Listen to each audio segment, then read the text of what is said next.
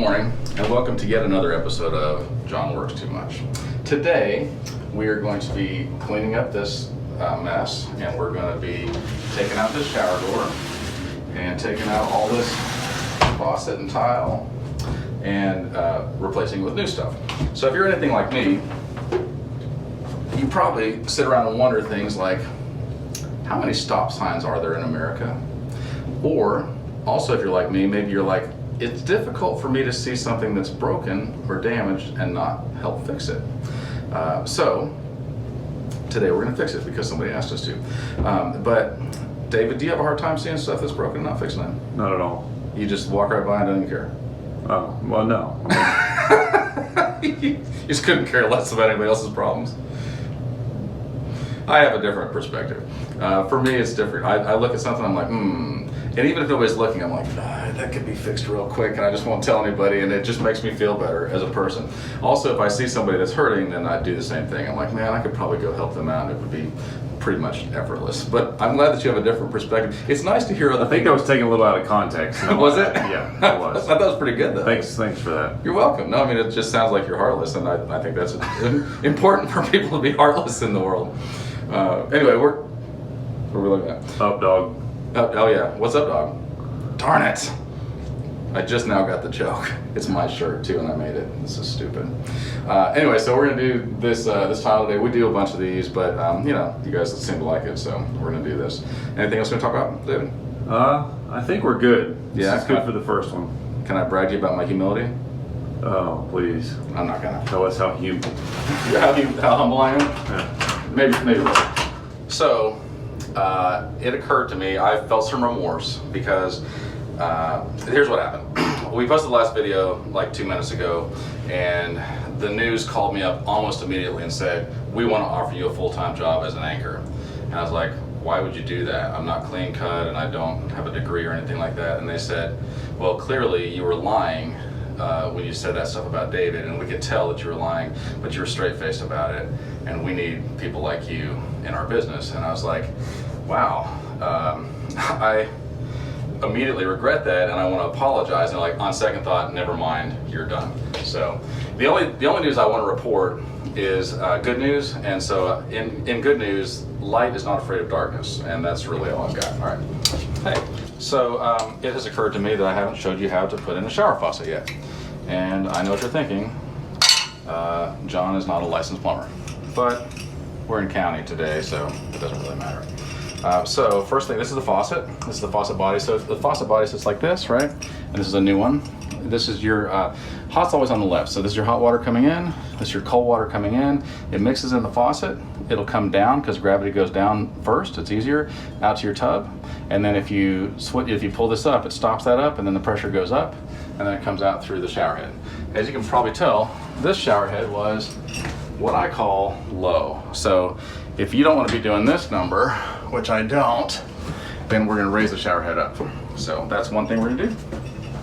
But this is the main shower body. So we're going to put this in here, and this usually has like an H for hot, so we know that's going to go on the left. Over here somewhere it should say up, and it does. So that's up. That's H for hot. So we know this fits in here like this. And there's like a V that puts it in place. Then this thing tightens onto it. I'll make sure we're not crossing threads. And that's really amazing. Now, this stuff is called pipe dope. This is technically called T+2, but it's pipe dope, and it's the same thing as Teflon tape, but only better, because it's easier to work with. So we're gonna put this stuff, anything with threads, you wanna put this on. Some stuff, if it's compression or if it's thin wall like underneath the sink, then you don't have to, but as a general rule, you wanna put pipe dope on anything that's got threads. So we're gonna pipe dope this stuff up, and hopefully I don't get a phone call in the middle of this.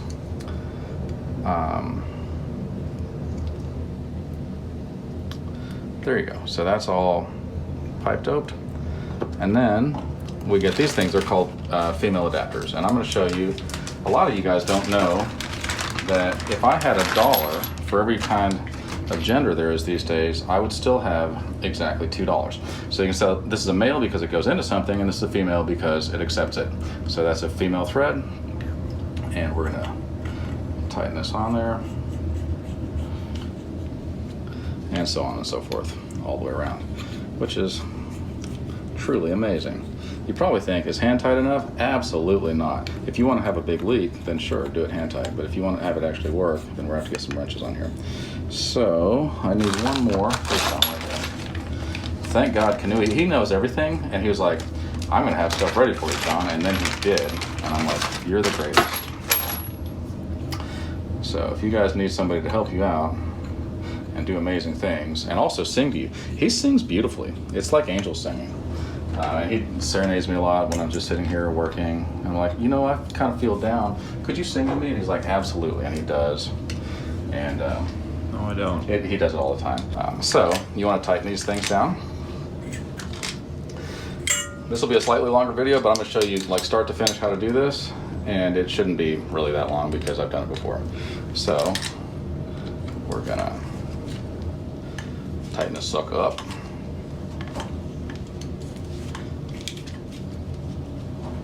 Hopefully you're strong and you use your man strength. All right, so now I've got that, and here it says up, so you can tell that's the upside, right? So we're gonna put this right here. Now, we've got this copper, and you're like, how do I know what to cut into? David asked me that earlier. Good question. First of all, just for the record, we turned the water off the street already. When you solder pipes, so this is copper, when you solder pipes, it ends up with these kind of bubbles down here that are hard. And that's hard to cut into and get a straight thing, and you want to have something that's clean. So what I'm going to do is come below that, and see it's got an arrow on it. This is a tubing cutter, and I'm just going to cut in here. Some water is going to leak out. It's perfectly normal. Don't stress. It's going to be okay. Okay, so there's one side's cut, and there is the other side is now cut. So now we're broke free of all of that slavery that's been holding us for so many years in bondage. All right, now we want to get, do I have it? I don't have it. This is pretty clean. Normally there's a wire brush thing that we can put on there, but it doesn't really matter because this is pretty clean. So these are shark bite couplings, and a coupling couples things together. So if you got two different things together and you want to couple it, then this is it. And that's the way shark bite works. It's pretty simple. It goes on the copper, and then you just shove it on, and then it's good. And that's pretty much effortless. Okay, so the next thing we want to do, hold on a second. Next thing we want to do is we want to put our faucet in place, right? So we're gonna need to get some screws, which I've got some right here, and then where your drain and your overflow are, you want to be pretty much in line with that. So that's what we're gonna do. And there's a couple screw holes right here, and we're gonna screw it in to this piece of wood that I already put in place because I knew we were going to have to do this.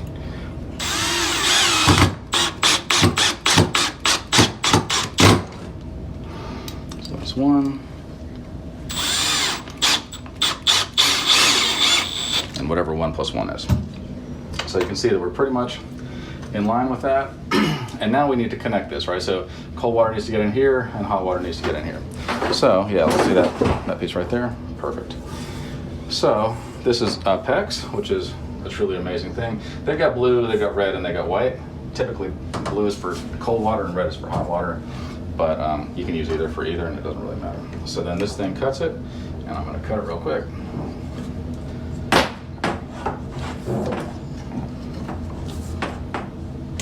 I probably should have done this ahead of time, but I didn't. So now we're cut on that. And on this one, I'm going to just measure ahead of time because I'm tired of being stupid. It's much easier if you do it the right way. So, jam that sucker in there. Then we want to get some elbows, all right? So I've got these elbows right here. And then you want to get what they look like.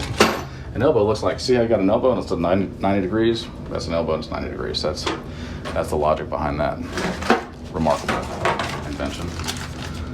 These things are called crimp rings, and they're pretty important. So you put a crimp ring on, put the elbow in place, and then we want to get a small piece for across the tube. So I'm just going to get a small piece of pegs in here. We're gonna get some more crimp rings because I have bags of this stuff.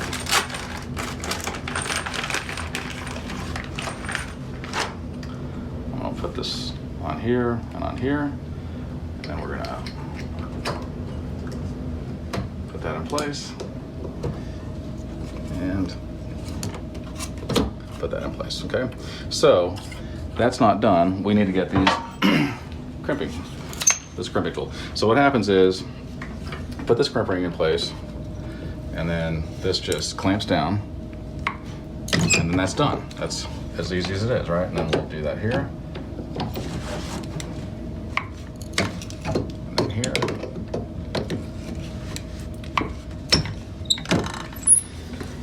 So that's one part of it. Now our cold's connected, so we're coming from the copper onto the shark bite to PEX. We got a crimp ring, an elbow, crimp ring, short piece of PEX, crimp ring, female adapter, and then we're into the faucet. We'll do the same thing on the other side. Pretty basic. Even a child could do this. Even a not very smart person can do this. And I say that because I do it, and so I'm not very smart.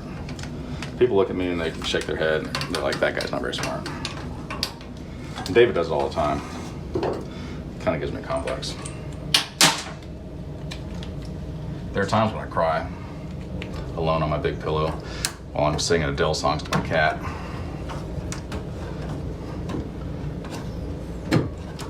All right, so we want to crimp this.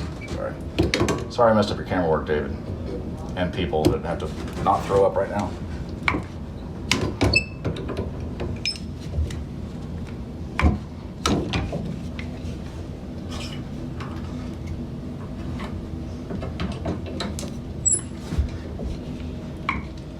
And that's our hot water. So our hot water's now in, and that's really a beautiful story too.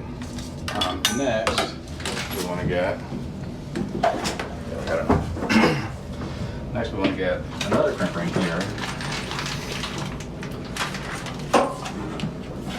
Put that sucker on here, and then I'll crimp it.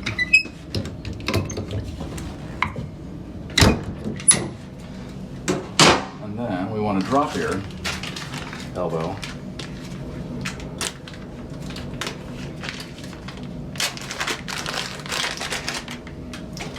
So now I'm going to kind of measure off where that's going to be, and it's going to be close to where it is.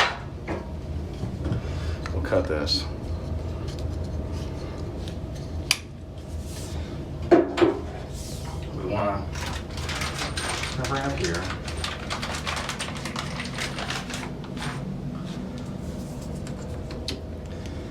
Put this sucker on. Oops. That's right, I got it. And then like that. And then a couple of screws from over here. Dose. Perfect. So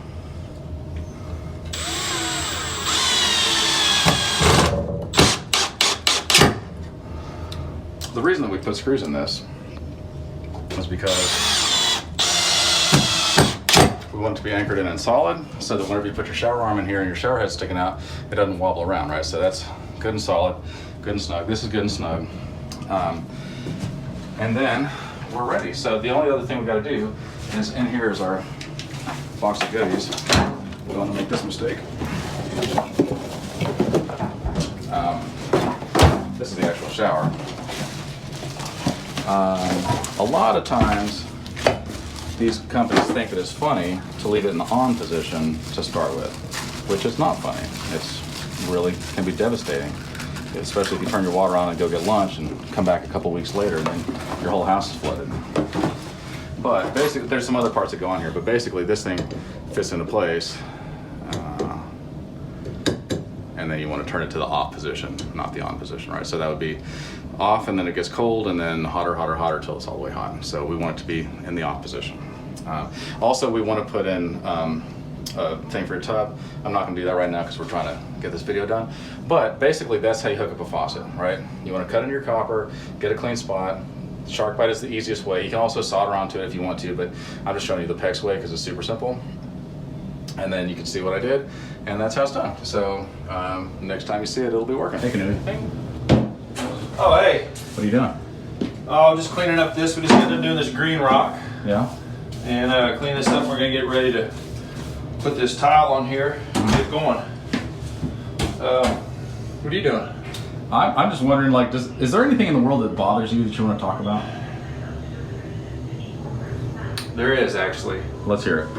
Have you ever, like, been driving down, like, say, you know, pretty decent neighborhood on a major street, and you see these brick walls on each side, brick fences, brick walls, whatever you want to call them, that just kind of go for that whole neighborhood section? I do, yeah.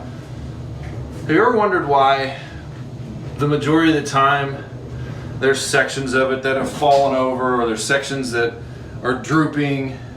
I'm so sick of not talking about this. Yes, I know exactly what you're saying. You do? Yes. Why did they even do that?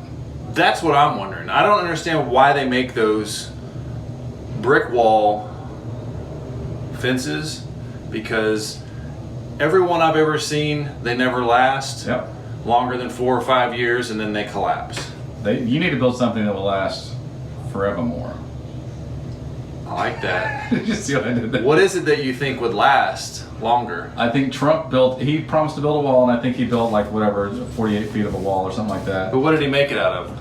I think he made it out of aluminum foil, and then everybody asked the Mexicans, like, hey, what do you think about this wall? And they're like, it's okay, we'll get over it. Oh, well. I think he made it out of brick. Yeah, it's just like those walls that we see that collapse, because I think that's what Trump's all about. Bricks? Yeah, he keeps throwing bricks up, and he never makes it in the bucket. If you live in a glass house, you can't throw bricks. I think that's how the saying goes. Oh, yeah. So anyway, so we should stop.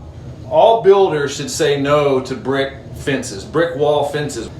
As a builder, I will do that from now on, based on your words, because you're smart. I mean, just think about it. You're driving down, everywhere you drive, you see them, and they're always collapsing. They're always sideways. They're leaning. Yep.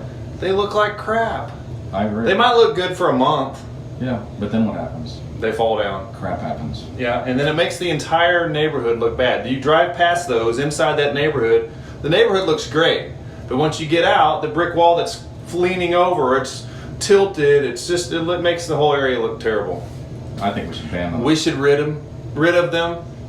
It's easy for you to say. Yeah. We should rid the world of them. That's what I meant to say. I knew you didn't.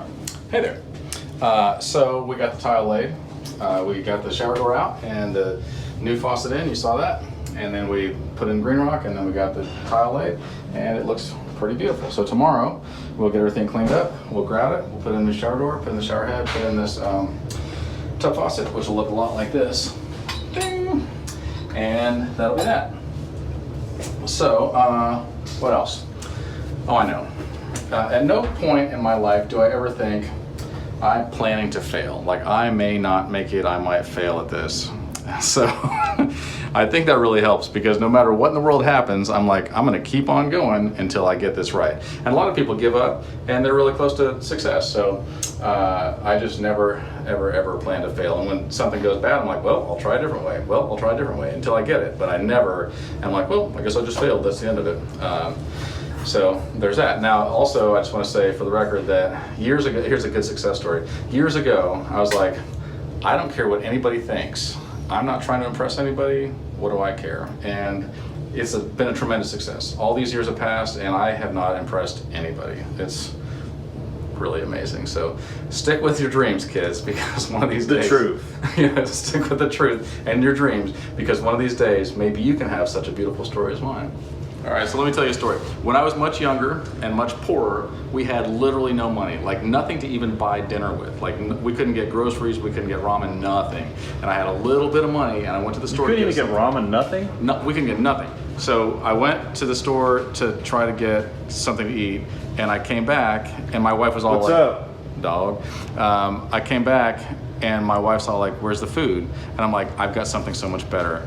And I came out and I had a dog just like that one. And she's like, are you kidding? What's up? What's up, dog? And she's all like, you took our last money and you bought a dog? And I'm like, babe, it's a golden retriever. It retrieves gold. What's up? What's up, dog? That didn't really happen. Oh, hey. So usually I show you how to do plumbing, even though I'm not a plumber, with PEX. But today we have to solder something because what happens is when you put these tub spouts on, right, they're threaded on the inside, so they got a female thread on the inside, and then there's a male thread that goes into that, right? Well, the piece that we put on was too long. It was the old piece, and so we want that to be right here. We've already measured it and cut it, but here's how you solder, and it's pretty important how you do it. Now, this isn't something that we even really do very often anymore, but just so that you know how to do it. This has a wire brush in it, and so you want to get it all clean. See how there's still like corrosion right there a little bit? You want to get all that stuff off of there, which is why copper is such a hassle and soldering is such a hassle, and why PEX is so amazing and SharkBite is so amazing. But nevertheless, we want it to be clean and shiny, like a brand new penny. So fun fact, back in the Roman days, the rich people had indoor plumbing, and the poor people did not. And as the Roman Empire progressed, a lot of the richer people ended up having dementia, and it's because the pipes that they brought in the water with were lead pipes, and so they ended up getting lead poisoning. And that's something about what contributed to the downfall of the Roman Empire. Okay, so we get everything clean, which we just did, and that's amazing. Now this stuff is called this stuff is called flux, and I don't use this very often, so it's kind of yuck. But basically, you just kind of want to mix this up a little bit. And what flux does is it prepares the pipe. It's like a primer, I guess, for the pipe. So we got to put it on here, and then I've already cleaned out. I got a coupling right here. Remember we talked about coupling, so this couples two pipes together. I've already cleaned that out, but then there's this other part, and I'm going to put flux on here as well. And then I shove that into the coupling, and I shove that into the coupling. Then I want to make sure that I'm not doing the wrong thing, 'cause it's a real hassle later. And it looks like that will fit on there and then tighten up, so that's good, that's what we want. And then now we apply some, let me get this yuck off my finger. Then we've got, where's the solder? Is it behind you? Solder. Tell me I got solder in here. Oh, it's right there. Yeah, so then you get the solder and spool this stuff out. And then you got a torch. This is MAP gas, or yellow gas. And we want it to not be, we want to apply a lot of heat right here, but we don't want to obviously burn anything else, so it becomes problematic. And usually the fire alarms go off and stuff.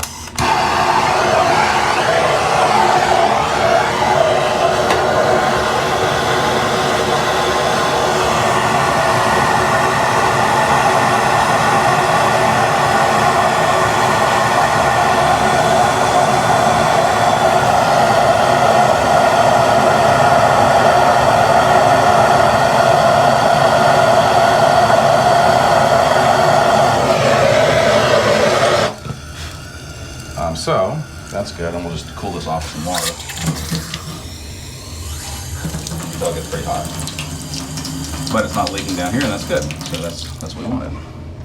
And that is how you solder, but it's a real hassle, right? So the concept is that you heat this up a lot, and then the flux heats up and it primes it so that the solder can stick to it. And once it heats up, then we get that in there, and it makes a seal. And it's not just a butt weld, which is right here, but it seals it all the way through, right? It sucks the solder in, and it should make a little drip underneath it. Can you see that? Underneath there, there's like a little drip on both sides. That means you got a good solder joint. So that's how soldering works. And now you know. Yay. Oh, hey there. So we got this done. We got the shower door in. It's really beautiful. We got all the tile in.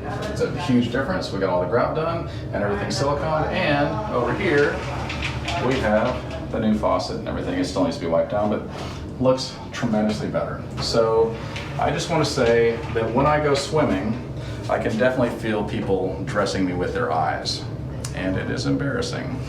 Also, I want to talk to you about, it hurts my feelings when people do that. I can hear them like audibly throwing up behind me, and I'm just like, It's a mass projectile vomit. It is. It's like everybody there, and it's like people appear and then throw up because it's just that bad. So then I also want to talk to you about. Don't. I won't. What do you want to talk about? Anything? Give us a topic. The bathroom is great. Okay, the bathroom is great. How was it yesterday? Not good. Less great. It was less great. But it's not how you start the race that matters. It's how you finish the race that matters. A lot of people start really well, and you're like, wow. This is how you start, and this is how you finish. Oh, dang it. Anyway, I found that a lot of people start well, and then they just fizzle right out. And that does you no good. But if you start well and then stay all the way through and then finish the race well, that's what really matters. And we did that. And this took 2 series of 28 minutes for us to go from underwhelming to overwhelming. So Extraordinary. extraordinary. It's like not just ordinary, it's extraordinary. I think that's how you say that word. I think that's how you pronounce it. Praise Jesus. I'm pretty sure that I'm right. I'm putting the correct emphasis on the correct syllable. Anyway, that wraps this one up, and we'll see you guys on another one tomorrow. Love you. Bye.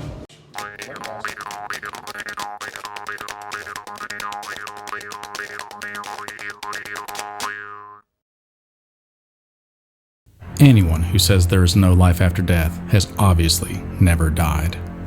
I was high as a kite by the time I got there. I dropped 5 hits of acid that night. I made it through the first 2 bands before I started peaking. Then it happened. The pivotal point of my life had arrived. I fell back in my chair, and I couldn't move for a long time. I started to panic, but still, I couldn't move. After what seemed like an eternity, I sat up and looked back at my seat, only to see myself still in it.